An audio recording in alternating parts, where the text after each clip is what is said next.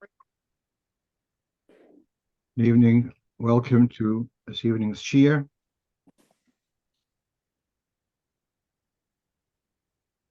Sunday of Parshas Sovoi.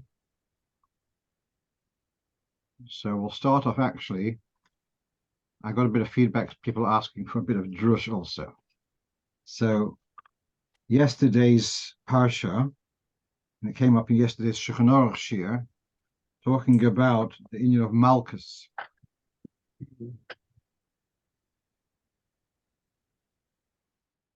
So I mentioned something about Malchus being, if it's Malchus Mardus, which is for a violation of a Rabbanon, of it being 13 Malchus rather than the full 39. And I offered a theory, but I'd like to share what I did find.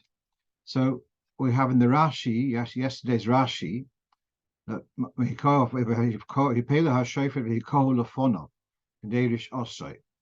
and on this Rashi comments, Lefonov K'derish Osoi or Acharo K'desh Tayim is given on the front of his body is given a measure of lashes commensurate to his wrongdoing, and on his back is given double as much. Ikan Omru, from here we learn the Chazam say that Malkanois Shtei Yodos Acharov or Shlish Milfonov, that when the person is given lashes, the 39 lashes are divided, 13 on the front of the body and 26 on the back.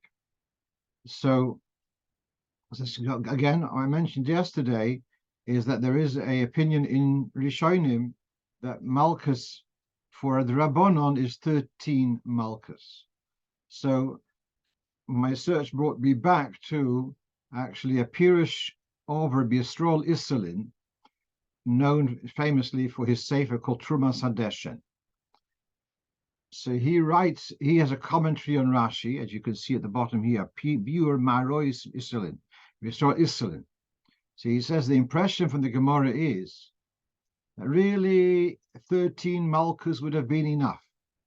But the Torah has penalized and given him another double, another twice 13 in addition.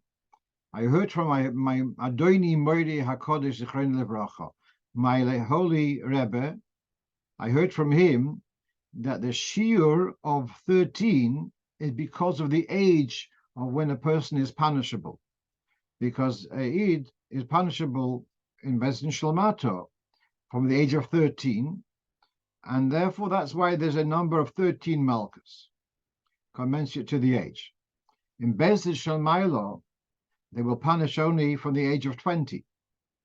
And it says in the Gemara in Berek HaPoyalim that there's a story about they gave Eliyahu Hanavi as a malach, they gave him 60 lashes of fire, which was the number of 60, because in Bezdin Shalmailo, punishment is from the age of 20, and then 20, then another twice as much in addition, therefore it becomes 60. Mikan yesh lilmoid. And this he concludes that the Makas Mardus, when it says in the Rambam, etc., you learn about Makas Mardus, it's also in the Al-Khait, which we say on Yom Kippur, and Makas Mardus, those lashes are only 13 Malchus, and that corresponds to the number of words. He says, with oisius, means the words in the Pasuk of V'hu has got 13 words, that the Malchus, which Chacham instituted for a violation on their words, that for these they only have permission to punish for the actual violation, but not to give a penalty on top of it, and therefore it's only the 13 basic ones and not the extra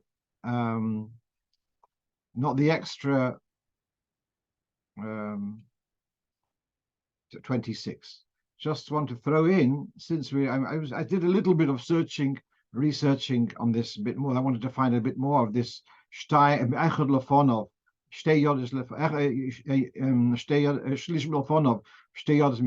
I didn't find any explanation in Drush, etc. What I did find is that with the number 39, as it's got to do with Hashem's name, Yud Kei Vov. Now, there's a way of spelling Hashem's name with Miller Alfin, and the full Hashem's name in Milei Alpin is equals 42. That's sorry, 46. Sorry, Mishem Ma. And in the Hashanus, it has there, when they strike the Hashanus, he talks there about the Lamed test, the shame of Yud Kei Vov, which equals 39. And so you'd have the Vov. Vov Aleph Vov is the 13. And then the higher ones are the Yud, which is 20, and the Hey Aleph, which is the 6. I forgot to introduce that the shiur is, I'm going back to the first slide, and that the shiur is dedicated in merit for a full shlem for Chaim Shmuel Mendel ben Chana Rezel, and for the birthdays of Menachem Mendel ben Pinchas Yaakov and Frida Basia, daughter of Pinchas Yaakov. Let's come back. So this we just shared with you this word of the Trumas Hadeshen, that there is idea of Malchus, or Isra Derabonon is 13 Malchus. I mentioned yesterday at the shiur that the Alter Rebbe in a couple of places mentions this in letters. He mentions in one place the Shem Rashi, and I was puzzled, where does Rashi talk about this? Now, I did find in the Encyclopedia Talmudis, so you have now volume Memches has the entry about Malchus Mardos, and there he gives a whole list of Rishonim, Gaonim, who say this cheshbon of 13 Malchus, and he has a reference to Sefer HaPardos LaRashi. So in addition to Rashi's commentary on the Torah and on the Shas, there are several Sforim from Rashi's Beis HaMedrash, and one of the calls is called Pardos. So apparently this is mentioned over there. I did not look it up over there. Fine. One last thing, I was intrigued. Who is Moiri HaKodesh of Rabbi Yisrael Isserlin? So I'm going to share with you the next slide, and that is, where's the next one? So here we have, there's a fascinating set of Sforim called Atlas Eitz Chaim, put together by someone called Rabbi Fall Halperin. This was published like 20, 30 years ago. And he's kind of mapped out the Jewish history, and he's taken prominent personalities in the Torah tradition and shown who's their family of Talmidim, who are their Rebbes. So he has a whole page of the Trumas Hadesh and Rabbi Yisrael Isserlin, and here you can see that the upper spectrum is a list of his Talmidim. I see Rabbi Yisrael Broino, Reb Moshe Mainz are the more famous ones. But coming back to what we're looking for, who are his Rebbes? So one is Maharil, Yisrael Segal, Yisrael, I think it was Segal, who is the father of Minhag Ashkenaz, so to speak. The other ones are not as Marivail, who is also not as well known as Mariel. The other ones are even less well known. But these are his. So who was his Moiri HaKodesh? I don't know, but it was one of those. Let's move on. Right. So now, practical question.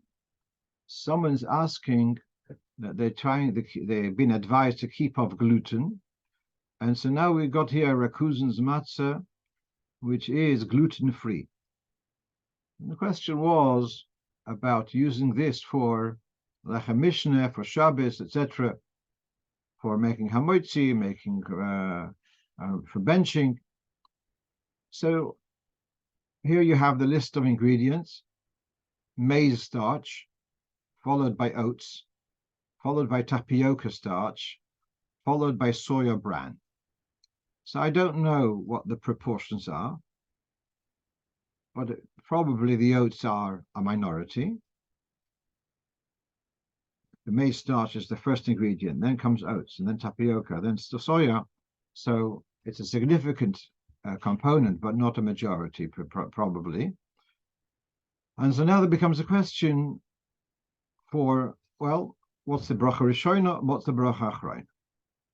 It's made with palm oil rather than with water. That would l'chayra make it into mezonos, because it's made with fruit juice. The thing is, if you kaveh suda, so then it becomes hamotzi. But then if kaveh suda on a small amount, you're still in Suffolk area, because there are those who say when kaveh suda, even in a smaller amount, it becomes hamotzi, and therefore you should have a kazayas of something else.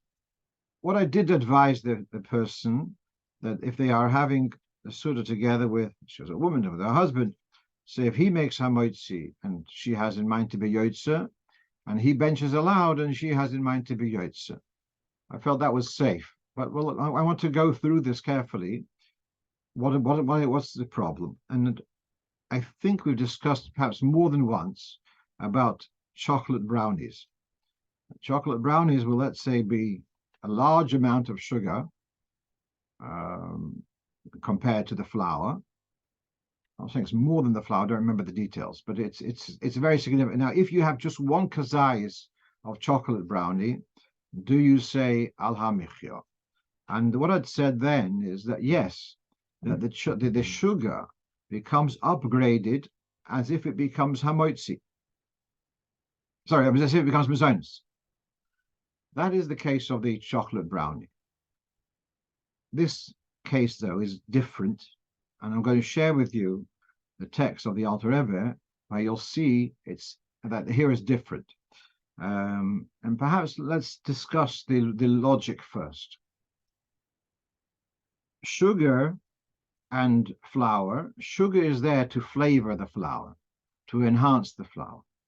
Therefore, I can see a certain logic that the sugar becomes bottled to the flour and even becomes upgraded as if it were flour itself. I can live with that. When you talk here about starch and starch, flour and flour, so why should the oats dominate the maize? The maize is going to be it's not going to be not for the chameshes minidogon, yeah. So why should the oats dominate? No, they will be equal mechutonim. And this is the background to this is that which we learn, that always grain becomes the dominant feature. So then that's in relation to honey. You might have thought duv kamash malon kimche. That's the lotion of the Gemara. You might have thought the honey is the main thing. So no, the flour is the main thing. But flour and flour, different types of flour, that kind of dynamic doesn't necessarily work. Now let's read this very carefully. This is in Perek Ches of Birchas Hanan. The fichoch kemach shel echad mechameshes minedogon. So you've got a grain, I've got a flour made from oats, wheat, which is now mixed with kitnius flour, as in maize, tapioca, pas. And now you've made bread, mamash our case. Assuming it's made just with water, yeah. Here we have it, becomes more because it's made with palm oil. Assuming it's made with water. So then the broch is hamotzi, shehadogon iker afilu humut, because we have the general rule that the grain of chameshes v'nedogon dominates the combination, even though it's a minority, as discussed in Perek Gimel. Kol mokoim, however, comes for the after brocha. You cannot say bentsching for a kazayis. Elo im kein yesh b'kemach hadogon b'chdei kazayis b'chdei achilas pras me'ataroives. It would have to be that the grain flour is as a kazayis, which means 1/6. As long as the flour of grain is 1/6, which might be the case in this case of this matzo over here. We're not finished yet. So if the ratio is 1/6, or 1/5, whatever the detail is, so then it dominates. And you'll make a hamotzi, a bichas hamozon on the whole lot, on even a kazayas of the whole. Yes, there's a second opinion says no. My chocolate brownies, I've told you, Taka, that the sugar becomes upgraded and becomes mazonis. But here, as far as kemach v'kemach, you're not going to be able to say birchas hamazon unless you ate the whole pras. If you ate 6 times a kazayas, and during that 6 times, in there you've eaten a kazayas of grain, so all right, then you'll make birchas hamazon. V'yesh lochush ledivreihem lahokil b'sfeik brachas. So now we have this dilemma. Assuming that you're not going to eat 4 of those matzahs, you're going to have 1 or 2, so then it's unlikely that you'll have a kazayas of grain, of oat grain, and therefore, according to the first opinion, you should be saying birchas hamazon. According to the second opinion, you shouldn't. So you're in Suffolk area. And he goes further. What would happen if the ratio is even less? There's even less flour to the other things. It's still hamotzi, but you'd never say birchas hamazon, because there's no way you can have a kazayis b'chediachilas pras, because the ratio is more than it's, let's say 1:7, 1:8. There's no way you can have a kazayis within the time frame of chediachilas pras. But yesh mistapkim b'zeh, and there are those who question this, and they say efshir the grain should dominate, and therefore limnoya shalilechel mipas zoi kim b'techasuda. So it's interesting. Just yesterday, someone told me that a friend of his is noyag. He has every morning for breakfast. He has these crackers, which have got a small proportion of grain, and he's making on them. He says a brocha very minimum, let's say, and at the end he says very nefashos. Well, really, what we're seeing here, yesh mistapkim bazeh, that is questionable. So again, if it's 1:6 or even more of grain, then we'll also have here a problem. Because according to the second opinion, the Yesh Omrim, it's only if you have a whole you have a kazayis of grain mamish. Yeah. So therefore, that's the incentive. But if it's a lesser proportion of flour, so then you're also in trouble area. And therefore, he says, those crackers should only be eaten during the meal. So bottom line, as I said, with this matzah, which we've been looking at. So bottom line is, if you're going to have just 1 or 2 of those, brocha would be mazonos, unless you're kaver suda. The brocha achroina, you're in Suffolk area, and that's why I advise this lady that if she's eating with someone else, so then the other person has regular hamotzi and does a regular bentsching, and she will listen and will be yotzer from that person's bentsching. Let's move on. So here, someone raised the question, does the Tekiah have to be a straight sound, or could it be also going up and down? So on the screen you have from the Sefer Piskei Teshuvos that we have the general principle, kol hakolos ksherin b'shofar, all sounds from the shofar are valid. However, and therefore all sounds, whether it goes up or down, it's all valid. He goes on and says, no, there are Gedolei Yisrael who were very particular about this, that the Tekiah should be a straight sound, not going up and down. It brings in the notes here, you can see note 16, Rashur Leb Diskin, Rov in Shalayim, and he would tell them to blow again, etc. So it's not so straightforward. So really it is important that the Tekiah should be a straight sound. I have my doubts whether that is, if you have a long Tekiah, and in each part of it, which is on a different note, had enough length, whether that's still a problem. But okay. But there is this, the chatchila, certainly one should try to make the Tekiahs a straight sound, which is generally a good ballet Tekiah do that. They don't go up and down in the middle of a Tekiah. Now, perhaps we've discussed this in the past, that the Shevorim, which Chabad do, and that is in other words, each of the Shevorim has got 3 notes. It goes up and down, whatever, however you make it. So there's a explanation here, and I want to say it's not unique to Chabad, because I've seen also that this is also in, whether it's in Brisk or whatever, some other Litvish Shvorim also. So it was minaglita to do this type of Shvorim. The advantage of this type of Shvorim is that there is a whole discussion in Shulchan Aruch that you mustn't make your each shever too long, because then it's going to be like a short Tekiah. Now, a short Tekiah can be even a couple of seconds, already called a Tekiah. So the Vel, they do Shvorim, two. So arguably, these are short Tekiyahs. What's the shortest Tekiah, which we're worried about? So the shiur shortest Tekiah would be the length of a trua.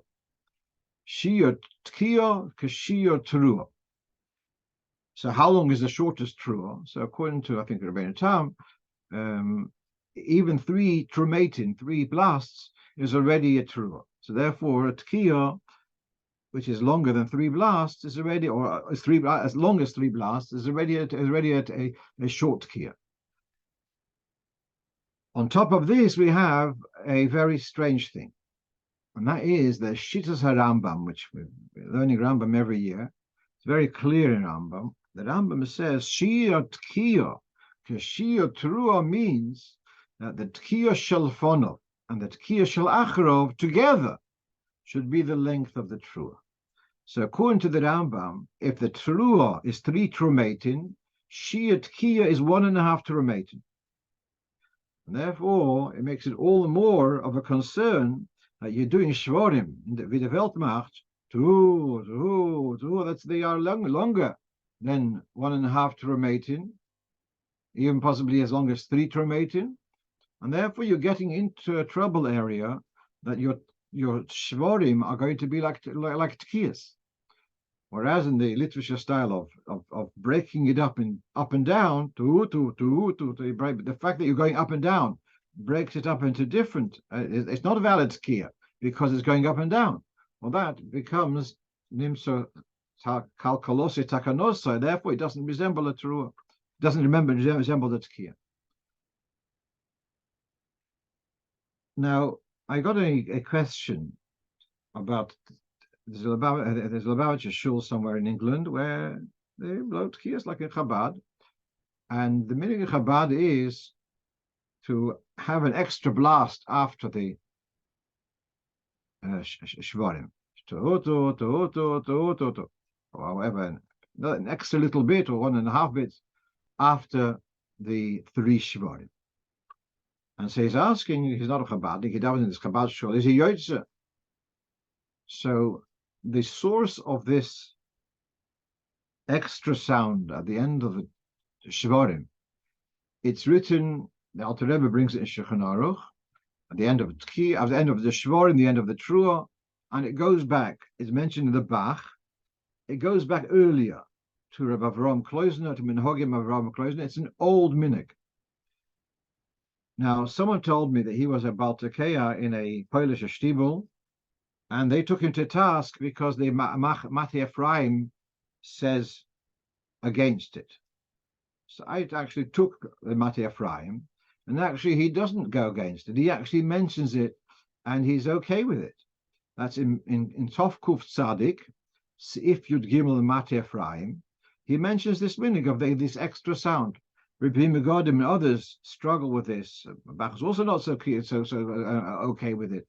But there is this old minhag, as I say, the Mati Ephraim does bring it without a problem with it.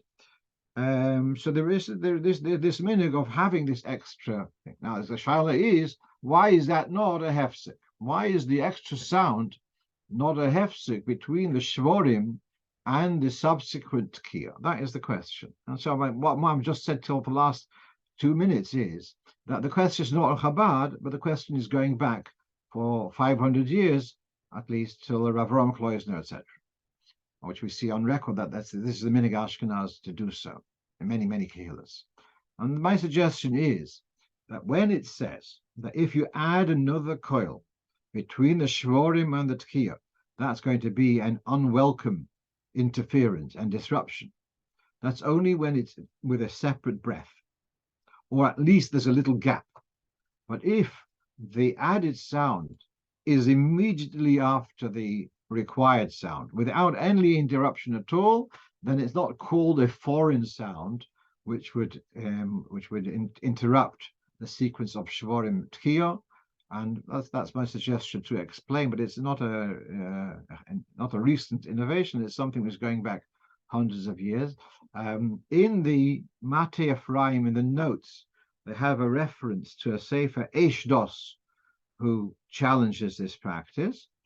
I had the chance to look this up last night. As I say, for Eshdos is let's say from 100 years ago, 140 years ago. It was probably printed in Piotrkov. He remains with a question. It's a sefer really about Lametes Melochas, but at the beginning he has a whole siman, 30, 40 pages about Tekiyas, and he discusses the Mate Ephraim. He discusses this point. He asks the question, which is a fair question. He doesn't give an answer, but I say this is an old minhag going back hundreds of years, and so yesh alma lismech. Let's move on. So here we have someone's asking that the only space in his property where he could put up a Sukkah is in this parking area, I guess. And there's this tree overhanging. I asked him what time was this photograph taken. So he says it was taken at 5 p.m. So I told him to make a photograph at midday, because at midday, that's when the Shemesh is going to be there, when the sun is going to be the highest point. And then you'd be able to establish how much of this area is going to be already under the shade of a tree, and therefore invalidated for Sukkah. So if there's going to be only a sparse presence of shade from the tree, then the Sukkah would be valid. If it's going to be a large presence, a majority of that area, then that would be a problem. So he did send me a picture taken at midday, and that wasn't so. I wasn't so excited. As you can see, the area as it is at midday. Now, the sun is not bereish kol odom at midday, unless you are mamish on the equator. But being several degrees north of the equator, so then the sun is going over the equator, and so the sun is really at an angle. So even this picture is not totally decisive. And what he did point out to me is that he understands that the angle of the sun at midday, which I agree with him, is not mamash bereish kol odom, and that this shade which you can see over here towards the right of the onlooker is actually a shade from the bushes from the side rather than from the tree on top. And if that's the case, then possibly at the back also. That being the case, then the shade of the tree is actually a minority, and therefore it would be the Sukkah would be kosher. Of course, it's more mehuder to get that tree trimmed, but it's subject to availability. Yeah, you have to get perhaps permission from the landlord, and if it's a neighbor's tree, it's not so poshut. So that's really what it boils down to. So let's learn this shulchan, the halacha in the Shulchan Aruch. He says that he talks here about, this is in Top Resh Chavol, talking about a tree over a Sukkah, and how if it's a small amount of shade, then it would be negligible. Then he says, I'm going to just read Sif Dalet. Aval im seil hasukkah hu meruba miyoit. if the shade from the if the shade of the schach is so plentiful,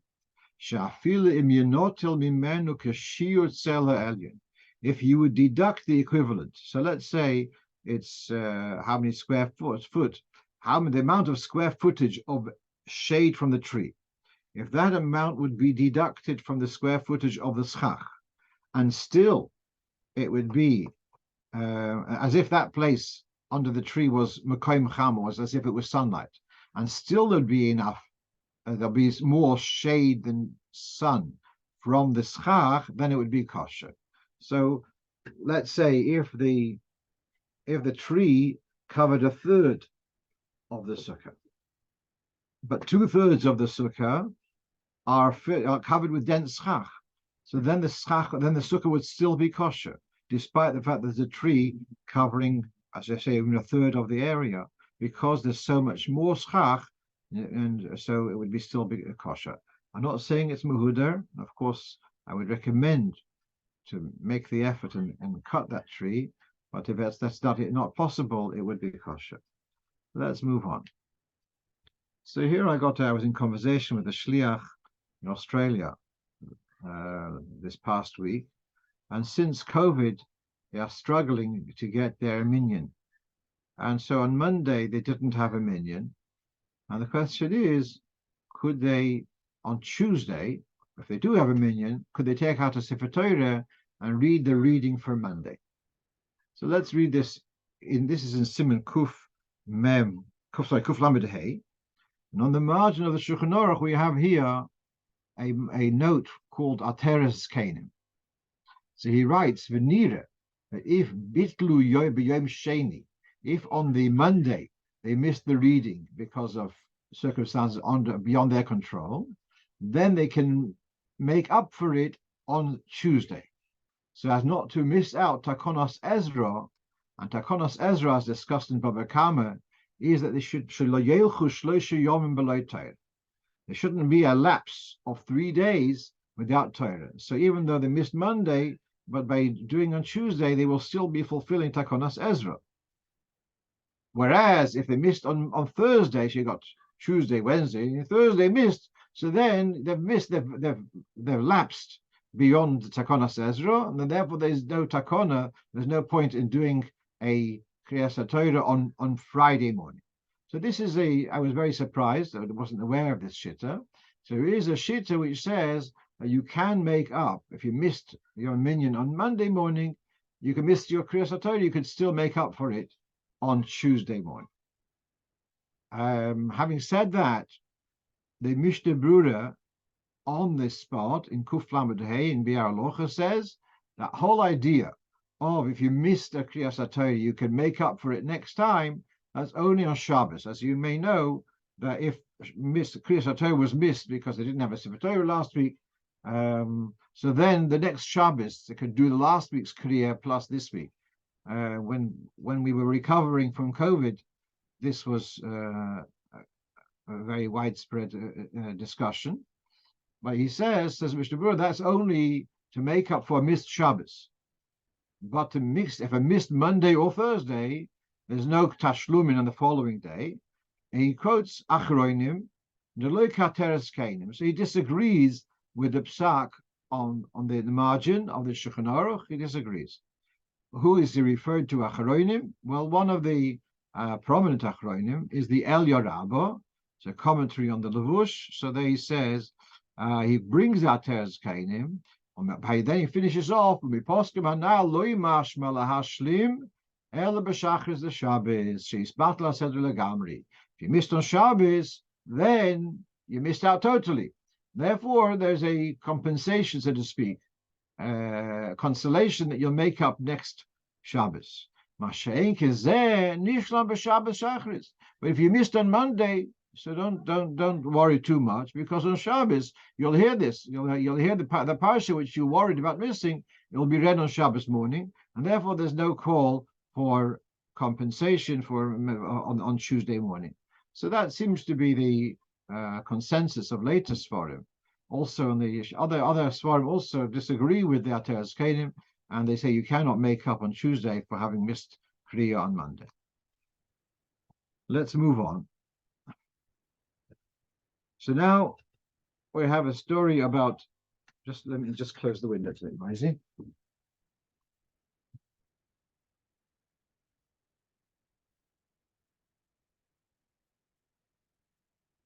So here we have a question about when a door was blocked. So then there's a warrant it's safe in the Tzavoas Rabbi Yehuda HaChassid, where he says you should not block a window or a door completely. Shelo yaziku hashedim. There shouldn't be that the spirits shouldn't feel that you have violated their access. Kidarkon lot says boy, that's where they had access. Elo yinkoiv boy nekev. You should make a hole. You leave in the blockage, the blocked doorway of the window, you make a hole. Here we have another edition of the Tzavoas Yehuda Chassid. This is with a commentary called Shivim Tmorim, which, if I can remember correctly, was a Talmud of Tzemach Tzedek. So he writes the same thing, but then he adds Elo yinkoiv nekev koton boy, make a small hole. Right. So now here we have a letter of the Rebbe, of the Frierdiker Rebbe, to Rav Mordechai Avram Yoshaya Grona. That's Rabbi Leibel Grona's father. This is 1948. Tafshin Ches, sorry. And apparently they'd done some repairs to their house, and they'd blocked a window. So he writes that the custom is to leave a hole ketefach v'chetzi, 1.5 tefachim, which is huge. That's about let's say 12 centimeters diameter. Yeah, a round hole of 12 centimeters. It's quite big. And then he says to put in this hole a metal pipe, and that pipe can be open on both sides. And later you can put lids on the pipe on either end, and then you can put on plaster over that. So this idea of having a pipe is mentioned in many places. I think also the Rebbe Rashab. But this is the only place I have seen he mentions about it being 1.5 tefachim, which I find very surprising. And also when he talks about putting a pipe, it's quite a quite a large pipe to put in, a metal pipe which is 1.5 tefachim diameter. Meanwhile, with taking this now, when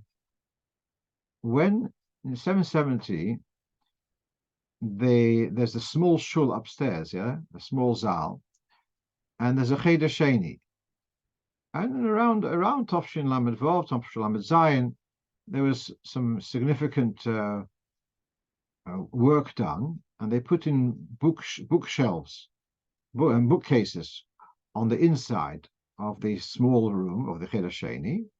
And they put up there's the window between the two rooms, a window like about, let's say, it's about 4 foot wide and 3 foot high. And that window was blocked. Now, when the Rebbe came in, he saw that they'd done this, and he commented to Chaim Baruch Halberstam, who was responsible for the works, that they should make a hole.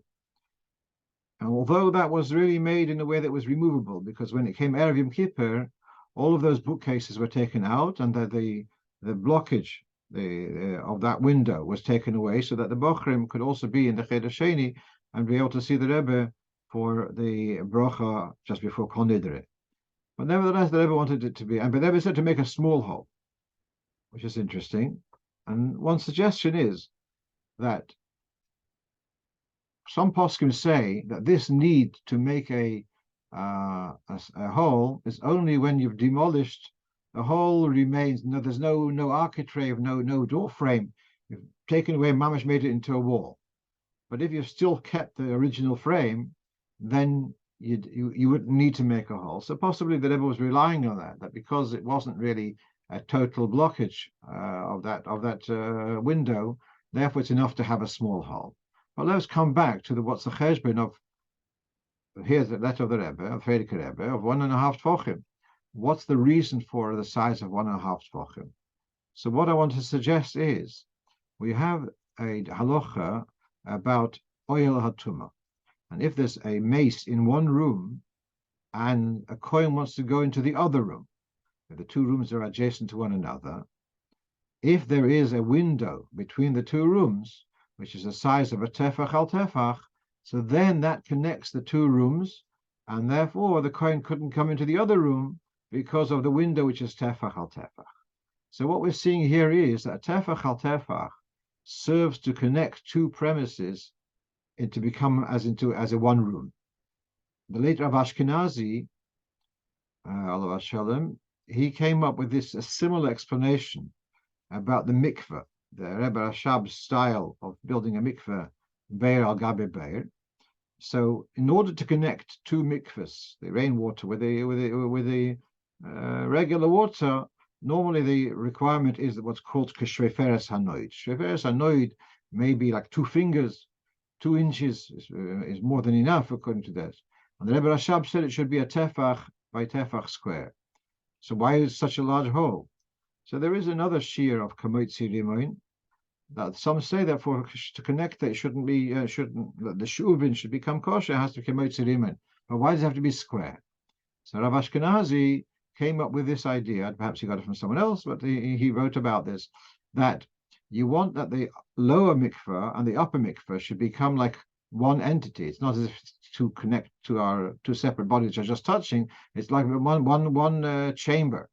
And by having a tefach al tefach square, so then it becomes like one chamber. Now, if you have something, a square, which is 1 by 1, so the diameter will be 1.4.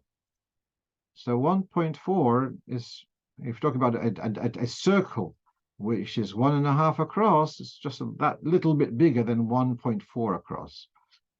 So possibly the reason for the tefach, the 1.5 tefach diameter circle is that it should be a tefach al tefach. That's just offering a theory. If someone has a better explanation, I'm happy to hear. You can also demolish this and say, if it's important to be a tefach al tefach, why did he say it should be a circle? And 1.5, why doesn't he say to make it a square, which is 1 by 1? So I don't know the answer to that.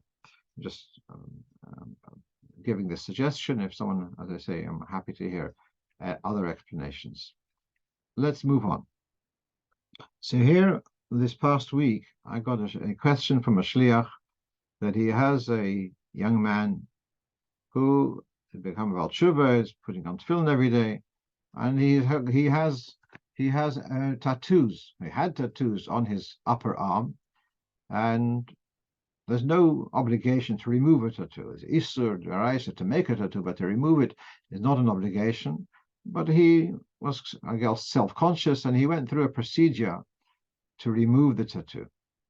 So now his question is, should he put the tefillin on top of, after the procedure till it heals, he has this bandage over his arm. Does he put tefillin on top of the bandage, as in the picture, or should he put tefillin on the other arm, etc.? So this is a very interesting discussion here. Now, there is a Rashba, which is brought in Simon Chof Zion, about a person who's suffering, he catches colds very easily.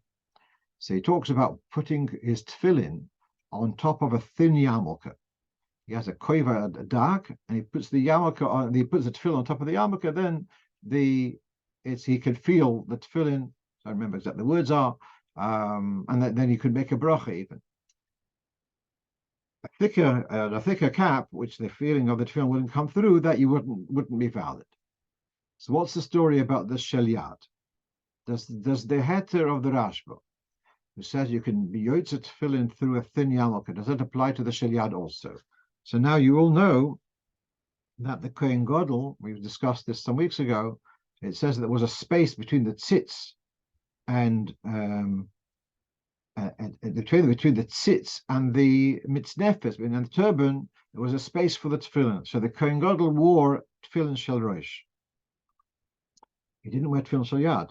Why is that not okay? Why not? because the tefillin would be serving as an interruption between the skin and the garments. You can't wear tefillin shalyat. There's also here, there's a lashon about a person wearing tefillin al beis unkeli. You shouldn't, not allowed to wear tefillin on your sleeve, because it says l'chol ois. So there seems to be some greater objection to wearing tefillin on the arm, the hand tefillin on the sleeve, in comparison to the shalrosh. Now let's read the Alter Rebbe a bit more carefully. He says if a person, the earlier sifims, we're talking about the person who's got a problem with his catching cold and wearing a thin cap on his head under the tefillin. And then he talks about tefillin shalyad. He's got a wound there. He should still put on the tefillin there because there's space. But if, let's say, the wound is so large, it covers the whole area of the tefillin, so then, okay, then it's potter. It's interesting, yeah? It's very, very interesting that a person mitztair is not saying he's sakonos nefesh, it's mitztair. His mitztair is also going to be exempt of wearing the tefillin.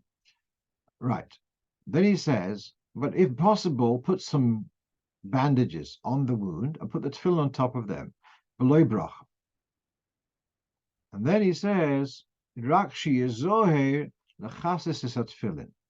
Shalyad. Shaloita hey nires. It says lechol ois lechol loilacher ois. So let's read this carefully.